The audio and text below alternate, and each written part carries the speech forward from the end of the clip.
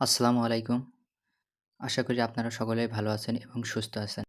এই ভিডিওতে যে ছোট, ছোট তেলাপিয়া মাছগুলো দেখতে পাচ্ছেন এগুলো আমার খালাদের পুকুরে ছাড়া হচ্ছে।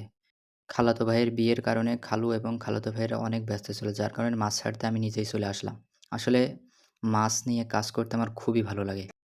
এই যে মাছ মাপার দাড়িটা দেখতে পাচ্ছেন, এই দাড়িতে এক দাড়িতে ২.৫ কেজি মাছ পরিমাণ মাছ ধরে এবং এই মাছগুলোর প্রতি কেজি ৳২৫০ করে। আমি তো দাম শুনে নিস্তব্ধ। আমাদের ওইদিকে পুকুরে এই মাছগুলো কেউ ৳৮০ ও কেনে না প্রতি কেজি।